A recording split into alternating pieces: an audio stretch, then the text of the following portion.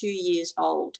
In that time, we have learnt so much more about animal husbandry, animal management, and what they need, what their habitats need in order to thrive, what the animals need in order for them to thrive. So I'd always encourage everyone, when you are designing, exceed those standards. Ideally, you want to at least double them if you can, but make those, your exhibits, make your holding areas, make your indoor dens, the separation areas, make those as large as you can possibly make them.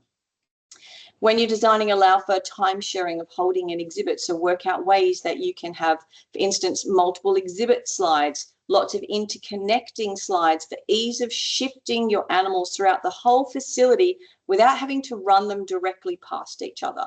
And I'm going to show you some really lovely little crude drawings that I did yesterday, quicker than asking our exhibit design people to give me our drawings. But just to show you really quickly what a facility looks like and how you can design something so that your animals can move through all areas without ever having to come into contact with each other. You also want to allow for visual barriers to be placed on slides and mesh so that you can decrease the animals seeing each other, which is going to hopefully decrease some stress, and also allow for visual contact as well. So an easy way of putting visual barriers up, taking them back down again when you need them. And of course, that really important is that you plan for your maternity areas way in advance. And I'll again show you what that looks like. So here's a really crude drawing. This is our lion facility. Obviously, the architecturals look much better than my little hand-drawn one, but this just gives you an idea about our facility. So we have an outdoor grassed holding area of 270 square metres, an exhibit of 2,000 square metres, 6 dens, and then we have obviously our keeper corridor, and we have a kitchen and storage area and a loading bay as well, where a truck can reverse in, unload a transport box, and we can then move that transport box through our keeper corridor or even into the holding yard for when we need to box a lion. So we have 6 dens in this facility. They're all interconnected. And can you guys see my mouse moving on the screen or not? Or you can only see my screen. I might have to use a pen. So we have 6 dens. Sheila, could you see my mouse? Was that a thumbs up or not? I can't see if you've done a thumbs up or not. Yes. You could see the mouse moving? Could see the mouse moving. Okay, awesome. All right. Well, I've got my little highlighter. Hopefully you can see that. So all the dens have slides that interconnect them. So 1 to 6, we can move a cat from den 6 through to den 1. And every den has a slide leading into either the holding yard or the exhibit. And we also have a slide right here that leads from the holding yard directly into the exhibit. So if I say this is two lions I haven't introduced yet, I can keep one lion in den 1 and they can be in the holding yard. The other line can be in den 6 and in the exhibit. This is a mesh panel where they can have visual access if we want them to, or we can put up plyboard as a visual barrier when we want to take away. So when we first got a female lion, we did put a visual barrier that allows the new animal to get to know the facility without having to deal with another animal that could be a bit defensive on the other side. But we could basically put that female into the holding yard. If we wanted to move her onto the exhibit, we could move her out. We'd have a visual barrier on all these slides so that she could go out. We could then move the male across into holding yard without them having to cross each other or see each other. So in this particular facility, den 1 was our maternity den, and we've designed all of our buildings so that you never have to walk past a maternity den, that you would come in through this door into an airlock, and then we could service the exhibit and even the holding yard potentially if we wanted to without walking past the maternity den. So we've got an option of coming in this way or coming in this way into the exhibit. And for the first, and I'll talk about this more in the breeding presentation, but for the first 16 to 21 days, we do not walk past a maternity den. So we want to build that into the design straight away. Then here's my crude drawing of our tiger facility. So 3 exhibits, they're 500 square metres each.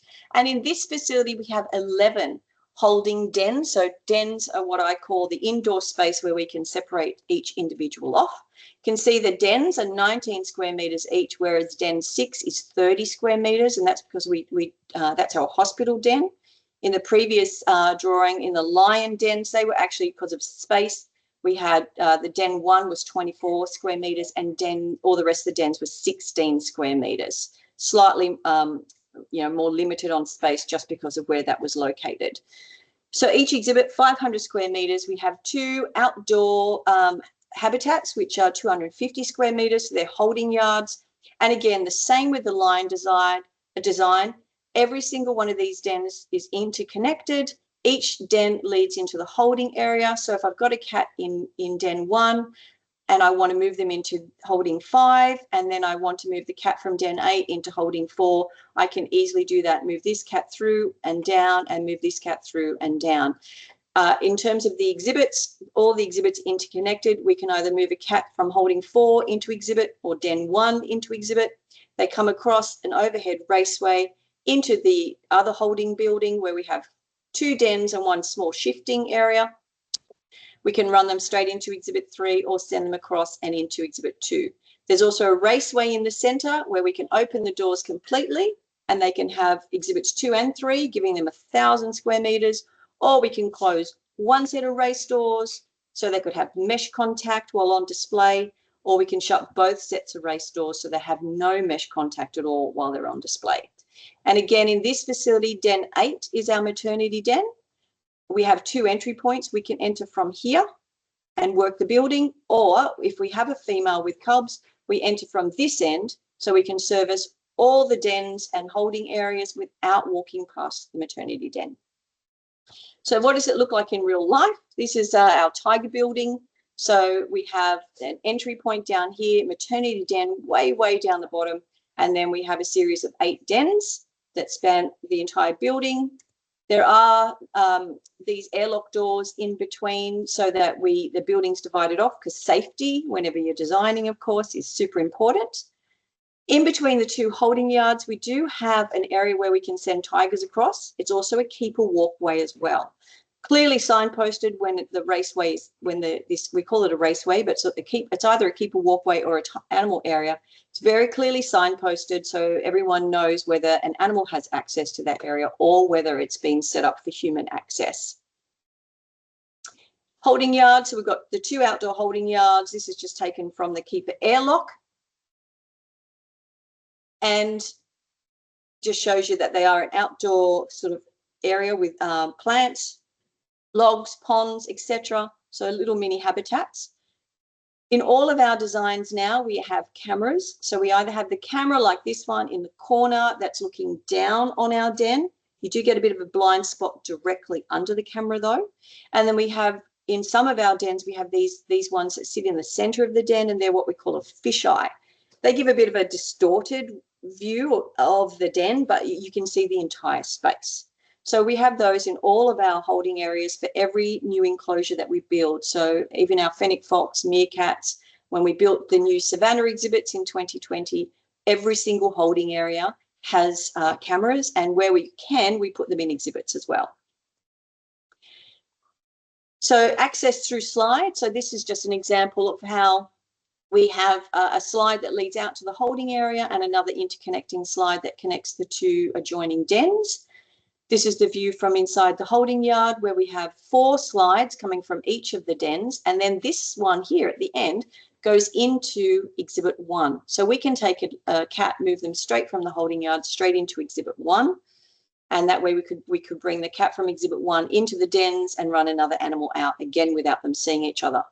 Now they've got black covers, so there's black, you can see there's the mesh on the side that we're looking, but on the inside there is black plastic, recycled plastic visual barriers, and we design those in so that they literally they're just bolted in with a bolt and a nut on one side, and we just take those off when we want to give the cats visual access to each other. So this one here doesn't have a slide cover on it, whereas these ones do have slide covers. And here's an example of that visual barrier. So this one has the black slide covers on it. And this one has no slide cover. And we also have these mesh windows as well that also have black plastic covers that we can put on, or we can remove them if we want the cats to have more access. So we tried to make it as versatile and as easy as possible. We used to previously have to get the carpenters to cut us up a special bit of plyboard.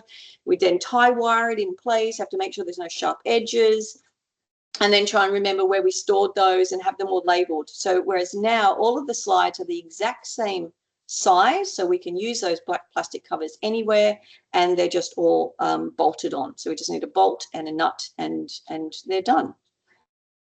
A little bit of our den design. So we have the mesh front, of course. We've got a divider slide on the left, another slide that leads into holding, a raised platform and a nest underneath, and a food hopper. And from inside the den, the view, we have that raised platform. The floor is heated. So for instance, if we have cubs born in winter, we can turn on that heating nice and low just to make sure there's warmth in that nest area. And again, I'll talk more about how we set up for maternity areas in another presentation.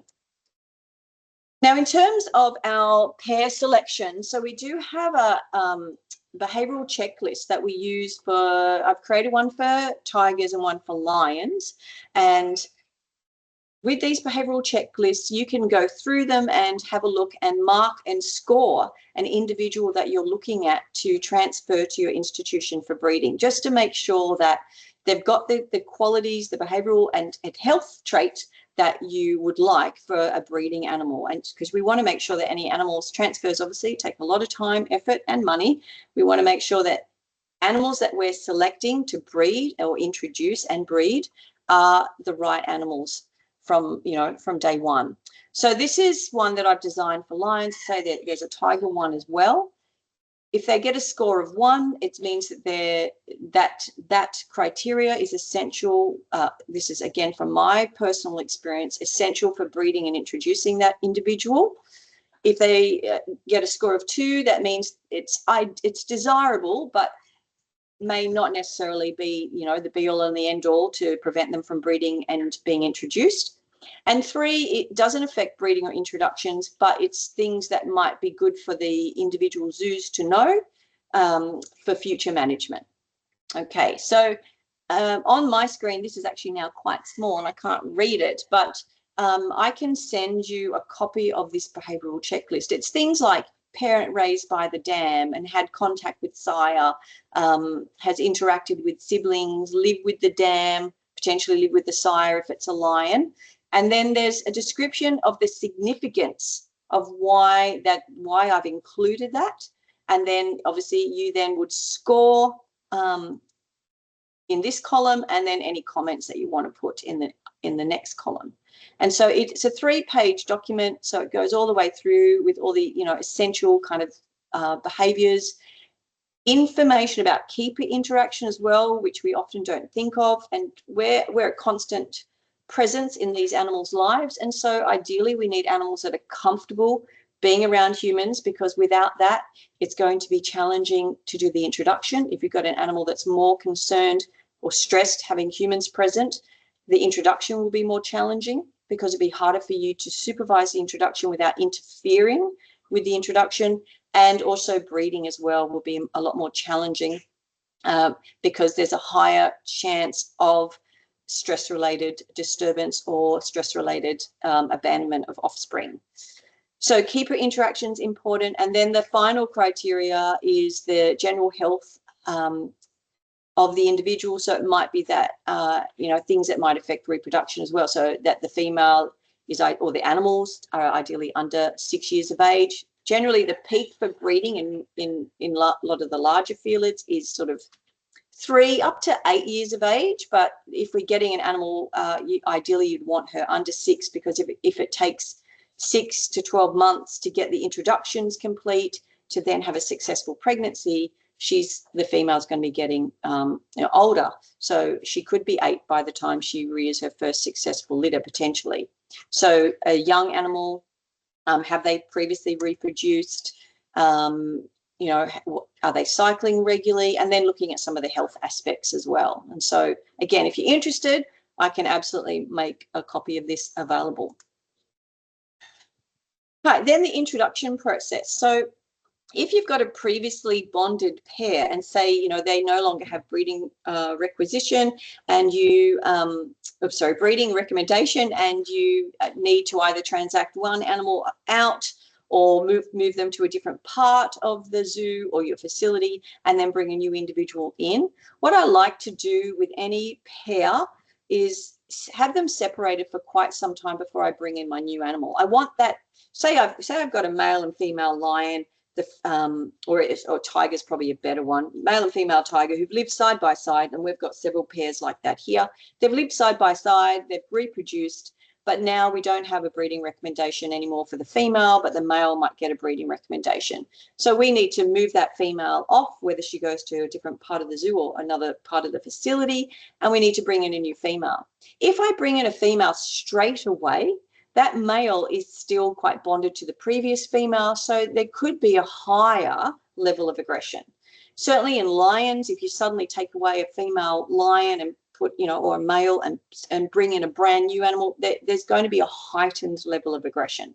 So what I like to do is just give the resident animal a few weeks on their own, so that they've kind of recognized that their previous breeding partner or the cat that they were compatible with or lived next to for such a long time has either dispersed or died or, you know, moved on, before I bring the new cat in, just to hopefully allow the cats to be more accepting of each other.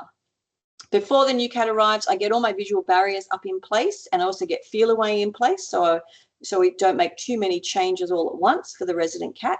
Then my new cat arrives, spend a period of time settling into the new facilities, getting them used to shifting through holding areas, exhibits, etc. Meanwhile, our keepers are doing relationship building. We're doing hand feeding. We're, you know, conditioning the cat so they can shift nice and easily just by using the cues that we would do. So training the cat how to shift. Once the cat's feeling a lot calmer, all that cortisol from this transfer and, you know, the new conditions has kind of started to leave them or has gone, then I'm going to begin doing time sharing of the facility. So starting to rotate the cats through the facility so they're aware of each other, they get to smell each other. We're doing that crossover of scent, which is how they would often meet each other in the wild. So for instance, you know, female tiger comes along, sprays a tree, moves off, a male tiger moves in, he sprays the tree, he recognizes the scent, and then so they're crossing over scent. They're aware of each other by scent before they physically come across each other. So we do mimic that in our lions, tigers, any of our felid species. Then over time, as we see the cats starting to become a bit more relaxed with each other, we'll start to decrease the visual barriers, so start removing visual barriers so they can see each other at a distance. Again, over time, we then start to decrease the distance between the cats as well, so that we can eventually get them close to being side by side. If they're looking relatively comfortable with just one den in between them, then we'll start to do our mesh contact, and then we monitor them for favourable signs. So back in the day, I would have said once both cats are working well for the keepers, no longer showing aggression, then we can introduce them or wait for estrus. But these days, I don't introduce without estrus. So what I prefer to do these days is wait for estrus. So I'm going to record when the first estrus occurs. I want to get to know that female really well if she's a new female, and look at all of her behaviours. And then I'd wait for either the second or the third estrus. I want to make sure I've timed that estrus really well. That's why I might wait for a third estrus, so that we've got that timing. We know what it looks like when she's, you know, right in the middle of her estrus or at the beginning of her estrus, when the behaviours are really strong, before I would then introduce. So I'm going to introduce during estrus. I'm going to do short duration introduction. So the first time I open that slide, it might be that they get 5 or 10 minutes together. If I don't get a mating straight away, I'm going to separate. If the female's not yet ready to mate, I'm separating straight away. But that afternoon, I'm going to try again. And we may get matings that afternoon, or if not, then I'll separate again, and then the next morning I will try again. And we do 2 introductions a day, and then hopefully you'll have mating, and then, you know, we then move on with the progression of the intro from there, dependent on the individuals in front of you. If they're a social species, then I'm going to slowly build up the time those cats are together every day, and over a 45 to 80 day period, hopefully have them living together 24 hours. If they're a solitary species, then I'm going to assess really carefully, do they want to be together once the estrus is finished? Yes, no. If it's no, then I will separate until next estrus and then do the intros again. And if they say yes, then I'm going to proceed with caution for our solitary species. Now, I have been able to keep unrelated male and female tigers together in the past, but it's more common that they don't want to live together. Then if I'm going to leave them together, we might grab a group of staff, do a little bit of a risk assessment just to make sure that we're all seeing the same thing and that we're comfortable, that we know the cats are bonded well enough that we could leave them together 24 hours, that they're not going to hurt each other. And again, only once they're really highly bonded and they've been together and they've built a good, strong, positive relationship would we introduce things like, higher value enrichment. We don't tend to feed them together. We do that with families, so with lion families and with tiger families, we might feed them together, but teaching them how to go to stations to collect their food. But I certainly don't feed unrelated, tigers together, not unless I had a massive space and I knew that each cat was going to eat their own food and not trying to take it from another. And basically that entire process could take anywhere from 3 months to 2 years, and it's totally individual depending on your cats. All right, so I'm going to show you now a series of videos of the different introductions that we've done. So this is the first one is lion. So now we've done all the previous steps. We've had it feel away. We've done all the visual barriers and the distance and the crossover of scent. The cats are now ready for that mesh contact. We've had several estruses. We're starting to see more interest from each other. So here's what that looks like with these lions. Oh, sorry, I'm going to have to. Sorry, let me go back. I think I have to hit play. How do I hit play? Let me get rid of that. Like that. Okay, there we go.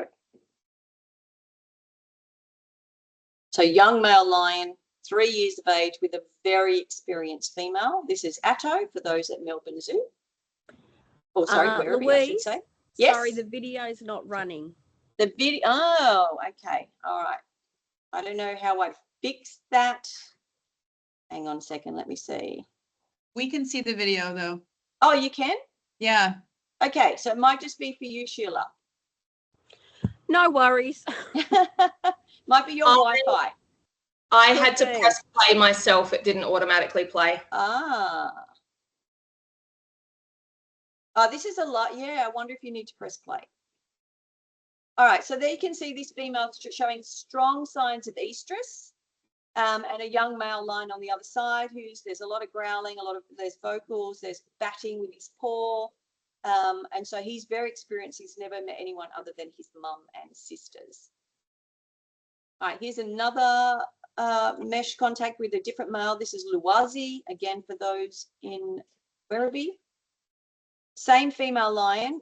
We decided we had 2 males and one. We got this very experienced female, and we let her decide which male. So you can see a lot of aggression. Female again is in estrus. So what we were doing was rotating. She would be mesh to mesh with one boy one day, mesh to mesh with the other, only for these short duration intros, and then we would separate so that they had a den between them, because we didn't want this high intensity level of aggression, because it's not great for relationship building between the cats. You see she walks away from him. She had a very clear winner. So now this is the progression. So she was very clearly choosing this male. With this male, she would stay at the mesh. He's now changed his behavior, so there's a much lower intensity in his behavior. He's still batting a little bit, but a lot less growling and a lot more interest.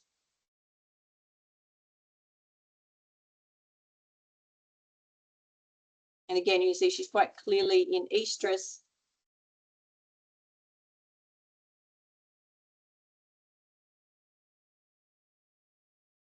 And again, even at this, we still were separating and ensuring that there was a den between them overnight, because at this stage we still had the 2 young males. So we didn't want them having interactions with the female through that one little mesh window, because that could have ended badly for the 2 boys. So we always kept a distance between them. All right, so now this I think is, let me have a look. Now we're moving on to tigers. So this one,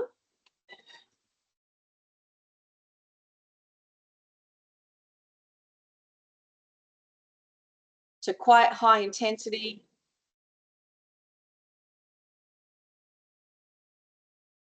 So this is, for anyone from Australia Zoo, this is Clarence. So he's a hand-reared male, lived with his brother before coming to us. This was the first female that we were attempting to introduce him to. Kartika had previously lived with 2 males. And now you can see after not too long, things progressed quite nicely between them. So we started to see a lot calmer behaviours, lower intensity, some chuffing with each other. And at this stage, Kartika was in estrus. So she was showing a lot more interest in him. And you see Clarence is, chuffing to her. So despite that initial aggression between the 2 of them, that things calmed down very, very quickly. You can see lots of nice mutual chuffing there. Another pair of tigers.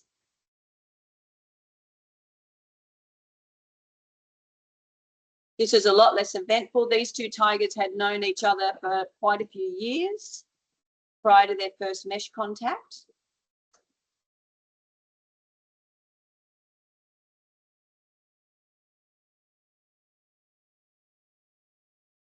And so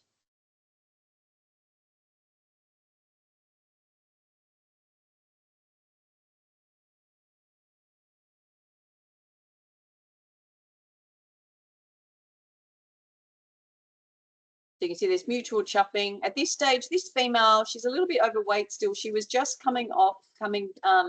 she'd had a deslorelin implant, and she still had the effects of that implant, so she's still carrying a little bit of weight. So now, though, she's looking beautiful and slim, so that we know that implant's completely run out. So her estruses at this period, when her implant was running out, were not all that strong. And so we certainly chose not to introduce at this point. All right, so this is, again, Kartika and Clarence. I think this is very similar to what we have seen, just with the mutual chuffing, a lot more interest. Clarence is the cat on the left. Nice vocals, interest at the slide. And both of these cats had not ever been introduced to anyone before, so they'd lived with their siblings. Clarence had only lived with a male tiger. Kartika had lived with 2 male tigers previously, both her brothers. Now, how do we track estrus? So we needed a way to make sure everyone was on the same page, and so we literally developed this little record sheet. It's just got some key behaviours that we took note of up the top. So chuffing, calling, cheek rubbing, rolling, just in those nice contact vocals. And they get a score out of 9 for all those behaviours. So we want to see them from both the male and the female. And once everyone is seeing, because we may not have the same keeper working those animals every day, could be a different keeper every day. So we wanted to have a way of easily tracking estrus.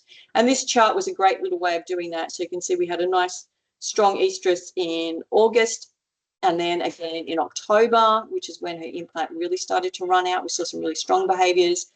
Then we had another little estrus in November, but not as strong. And then again, one in February this year, which also wasn't all that strong. So those 2 cats have not yet been introduced.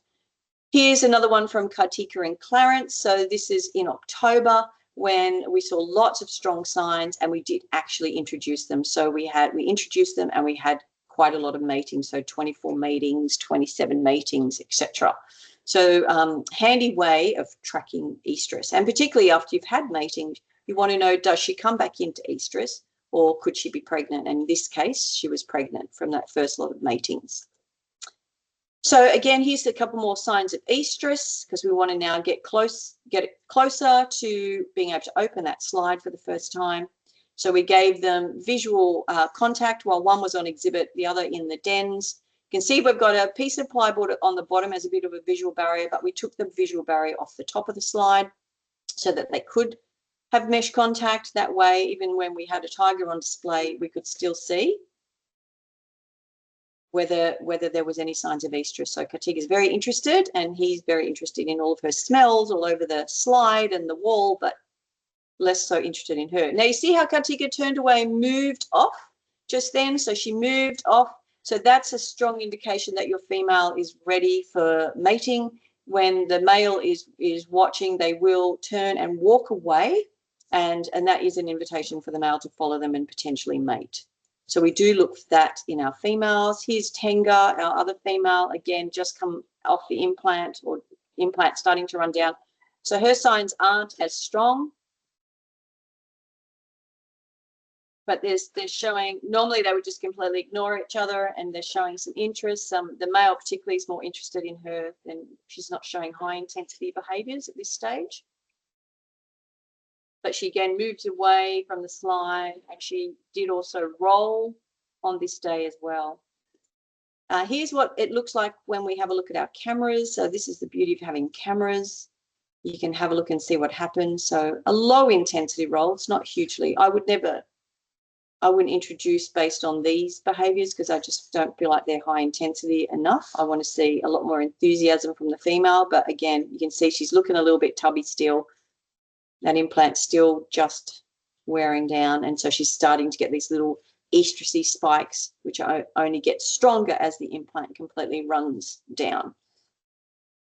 But having those cameras is wonderful, because we can go back, review footage, and of course we're looking at the whole suite of behaviors and ticking them off on our estrus charts.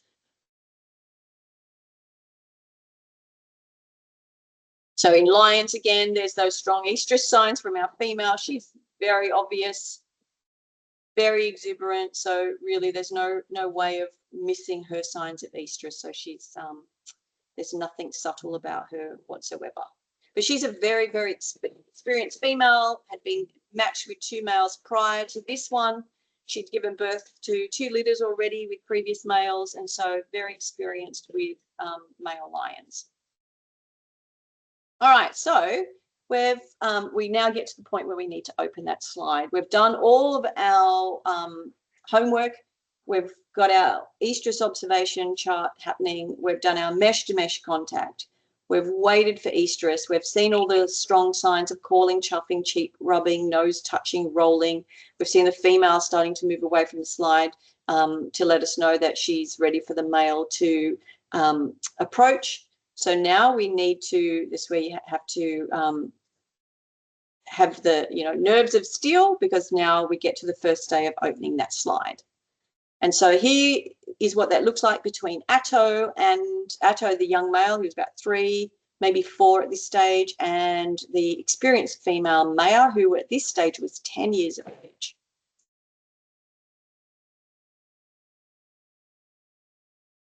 So for an introduction, we have 3 keepers present. One does all the key work and is operating the slide. The other, I'm just reading Lou's comment, the other is on a fire extinguisher.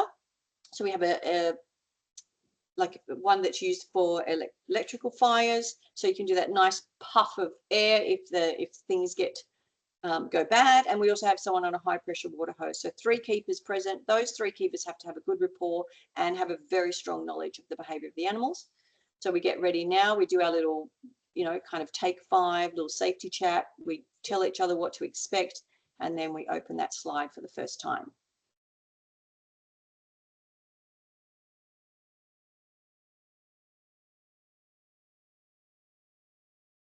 I'm debriefing, I'm letting the staff know what we're looking for and what constitutes separating. And then we open that slide for the first time.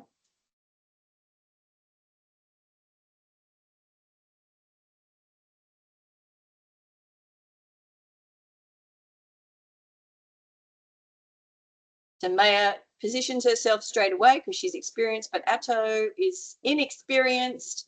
This is first ever mating opportunity and he's really unsure.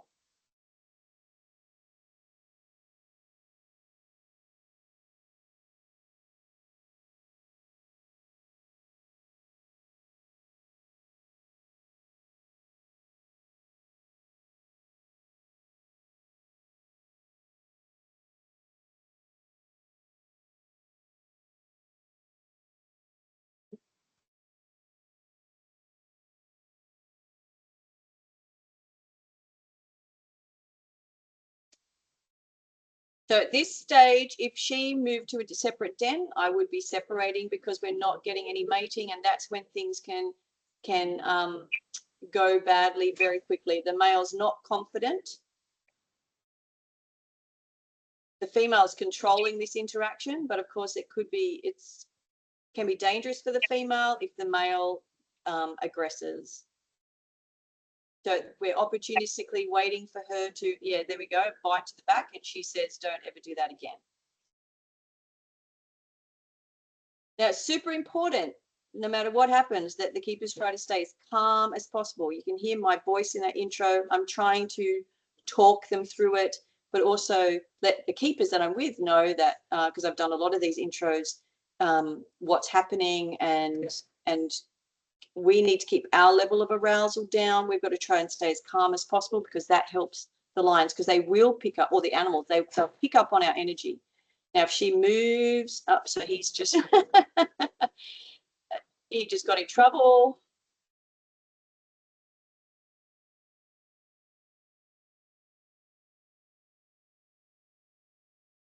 So as soon as she moves into the adjacent den, then we'll close the slide because quite clearly mating is not going to happen. We don't use food. We have to just wait for the animals to opportunistically separate. If you used food at this point, it could be disastrous. All right, here's another day. So it might be the afternoon of that same day.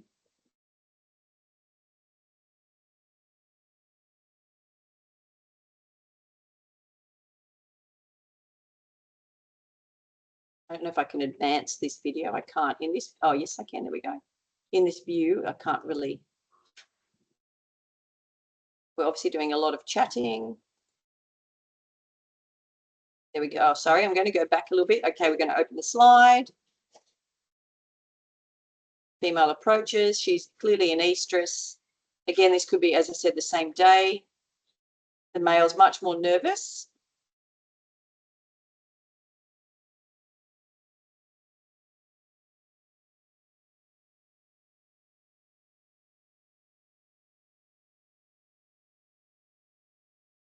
He gets out of there quickly, and then we shut the slide between them just to let things calm, take a breather for everyone before we let them back in. So we do control things a lot in these initial stages when the animals are just learning about each other. We really want to set their relationship up to be as positive as possible and not take any unnecessary chances. All right. And then once we're comfortable that the animals are feeling more comfortable with each other, we've had lots of matings in a more confined space, more controlled space. As I say, those dens are about 16 square meters each for the lions, and we give them 2 to 3 dens for the introductions. Then we move them out to a holding yard. So then they have a lot more space. They can behave more naturally. They can then control things a lot more.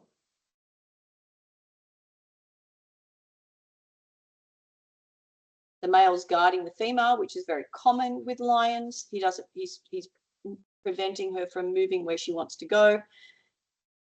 He still does have his brother around at this point. And then eventually moving them out onto exhibit. Of course, that gives the public something to look at, but it means the lions, again, have got a lot more freedom. And again, we would do this with tigers if we were comfortable.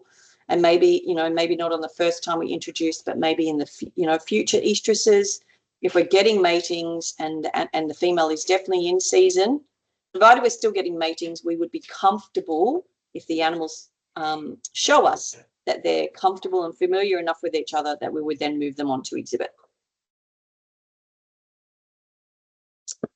All right, so this is now the tigers. This is Kartika and Clarence when we first, so you can see the female's moving away, positioning herself. Now we want to make sure that before we open the slide too, that the animals are aware. So see Clarence is drinking. We've got our female displaying beautifully for him. She's in estrus, but Clarence has decided to have a little drink right at this moment where we might want to open the slide between them. So we wait for the animals to be ready before we then open the slide.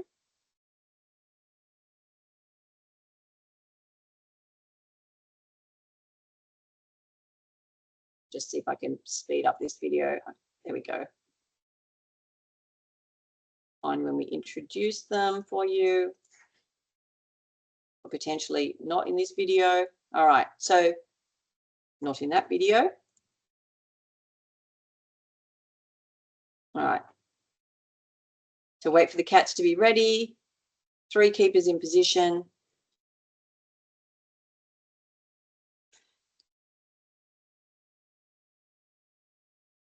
And if we've timed estrus correctly, then we will get an attempted mating. May not be an actual mating, but we get an attempted mating.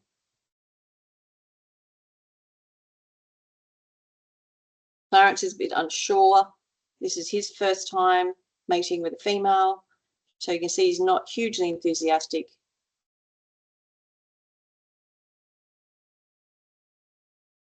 Now, when the female goes behind the male or vice versa, usually when a female goes behind a male, that's when things could get a bit hairy because they could bat the male's hind leg or bite him, which could end up with in aggression. There we go. She shifts, and then we close the slide between them because Clarence quite obviously was not interested in mating. But then with experience, eventually we have matings.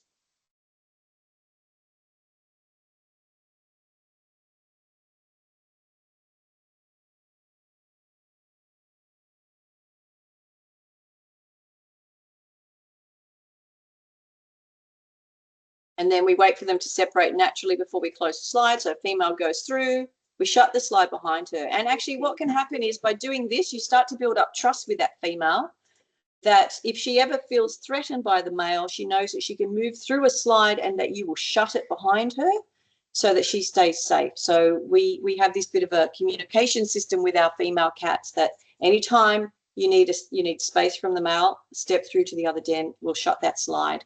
We'll give them a moment. And when they look interested again, we will open that slide again. So that's, you know, in those early stages where we're carefully monitoring. Once we put them out into the holding yard together, we're still there monitoring. We're still manning all the slides, but we just give them a lot more freedom so they can make a lot more choices for themselves. All right, so with the introduction plan, we're going to introduce during estrus. We'll conduct short duration intros in the dens or maybe in a smaller holding area until mating occurs. We want to do that in a very controlled situation so that we can manage if any aggression occurs, or if mating doesn't occur, we want to separate them. Then once we get matings, we're going to progress to 1 hour intros done at least twice a day. And we always try and end on a positive interaction. We then take advantage of that bond that's developing between them while they're mating, and we then progress to holding yards or exhibits if it's safe to do so. And we do that around day 3 while the female is still showing really strong signs of estrus, because often the estrus will be 5 to 6 days in length. We fully monitor. We never leave them unsupervised. While they're together, they're fully monitored with at least 3 keepers, and we might drop that down to 2 keepers when we know that things are going really well, or maybe on the second time that you've introduced tigers, or with lions once you can get them out into a holding yard and things are looking more stable.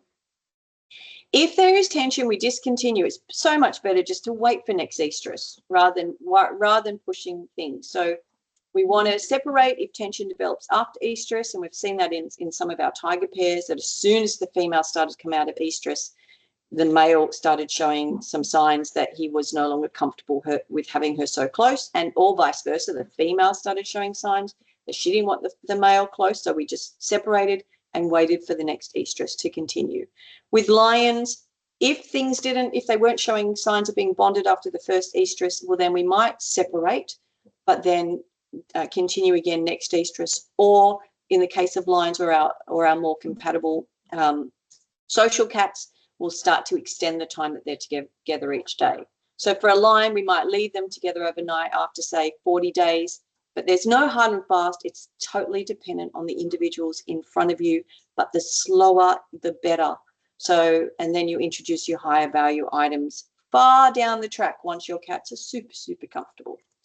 All right, so quick summary. To minimize risk and injury to the animals in our care, take introduction slowly. There's absolutely no benefit to rushing an introduction. The slower you take it, the more chance those animals have got of building a strong, positive relationship and minimizing risk of injuries. So make sure your facilities are designed to allow that slower, prolonged introduction. Start off with getting the cats familiar with each other and with the environment, and we're included in that. Allow time sharing of all the spaces, scent crossover. Those cats need to be 100% aware of each other, already have smelt each other in many different places across their environment before that slide first opens. Make sure that you and your staff have got a really strong knowledge of cat behavior and really good observation skills so that you can make good decisions for those animals, because we are controlling, that's our job. We're controlling each part of their life. So we need to make sure we're making good decisions. Wait for estrus for all species. And there's so much experience around. So seek assistance if needed. And remember, slow and steady wins the race. All right, thank you. Louise, thank you so much for that really educational and informative talk. I'm sure everyone at the meeting, and there are a lot of people in this meeting, that would have gained a lot from that presentation, and we look forward to scheduling you in for the birth and rearing talk. I'll give you a couple of months, but no, I think that was really good. I'm going to just shut up now, and if anyone has any questions before you have to go for it.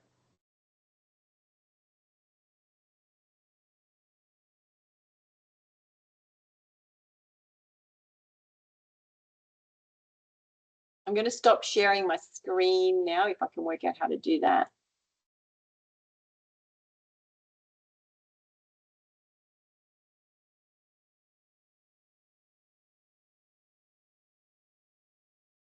Oh, there we go. Hit the stop sharing button. There we go.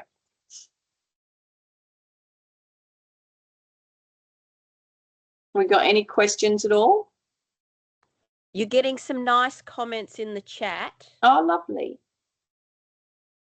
Chad's got his hand up. Oh, awesome. Hi, thanks, Louise. That was fantastic. Pleasure.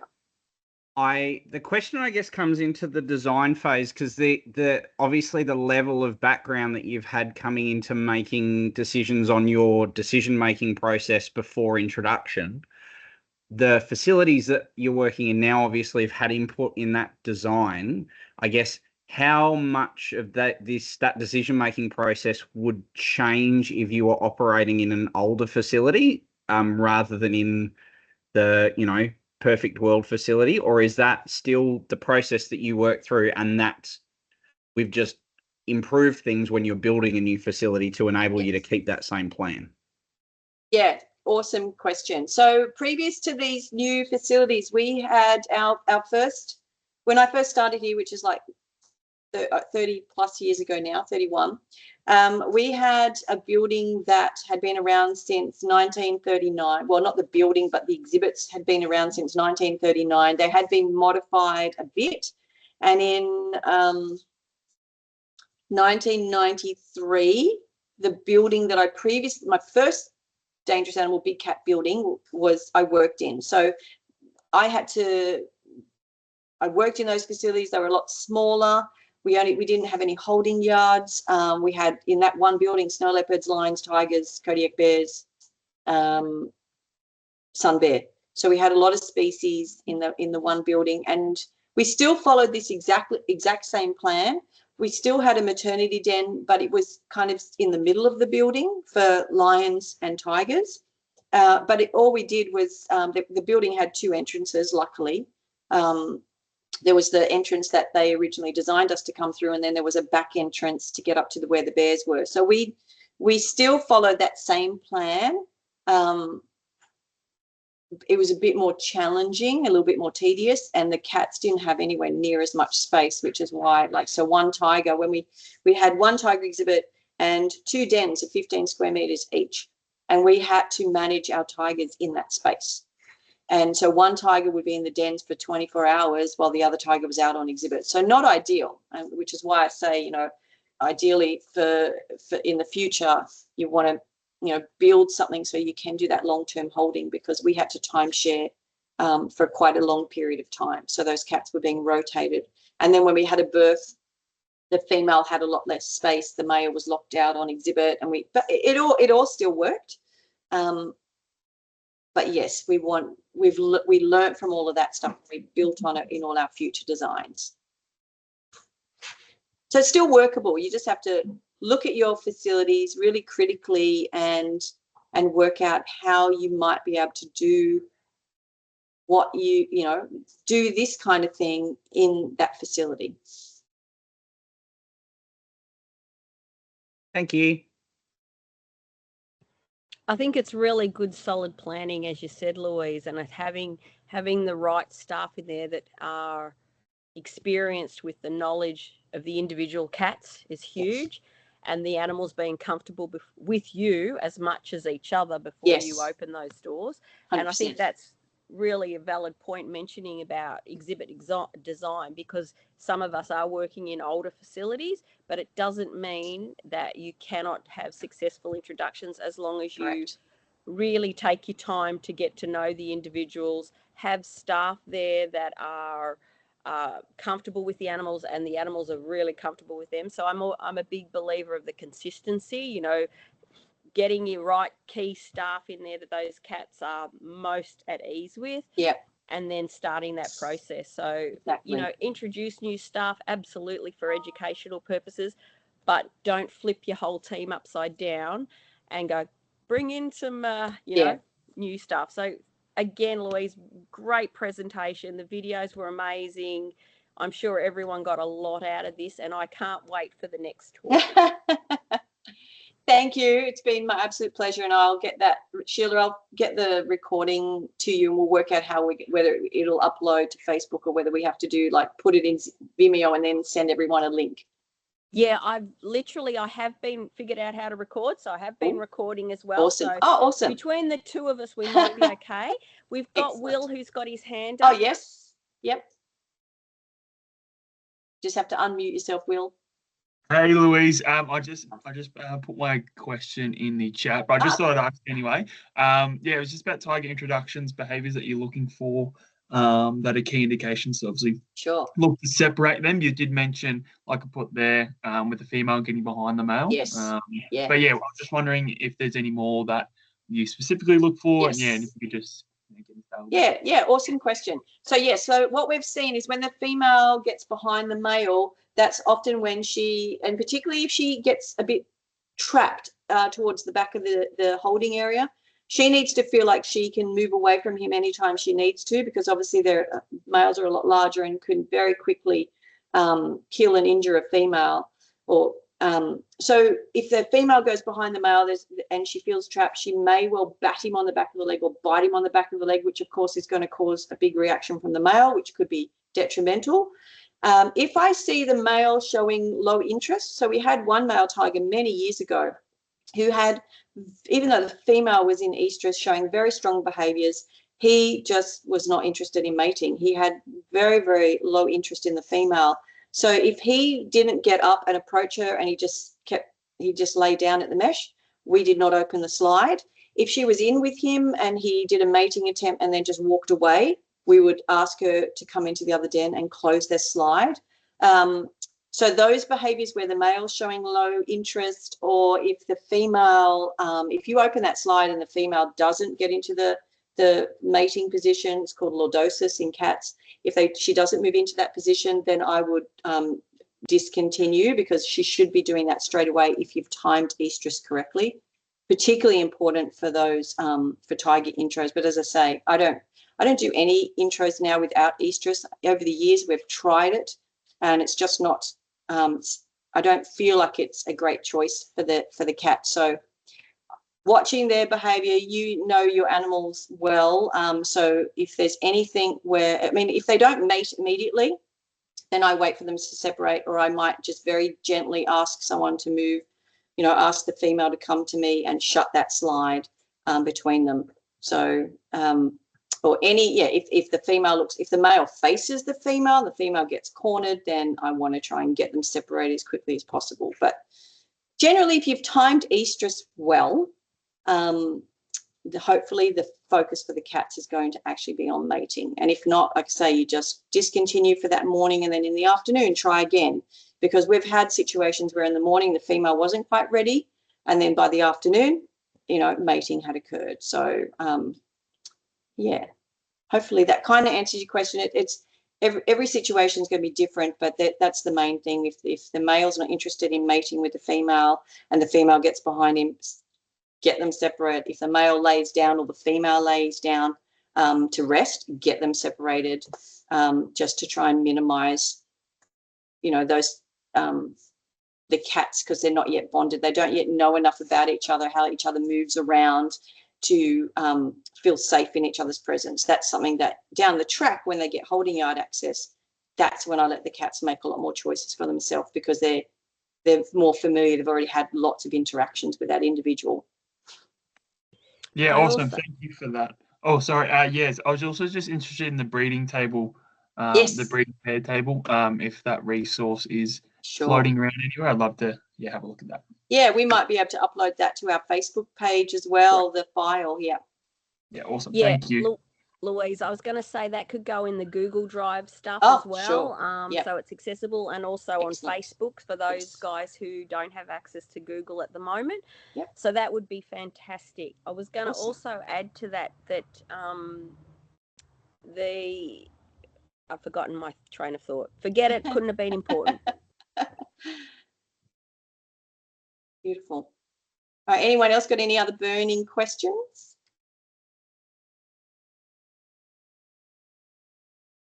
I think that might be it, Louise. Thank you Excellent. so much for your time. My We're pleasure. going to have our next chat's going to actually be on hyena, so stay tuned. We'll get those dates out to you as soon as we can. Again, it's really wonderful to see so many people participating in these. The Carnivore Tag really wants us to be able to share knowledge and information that's out there in the region. And if you've got anything that you think would be great to share, please drop me an email and we'd love to hear from you. Again, Louise, brilliant talk. My absolute pleasure.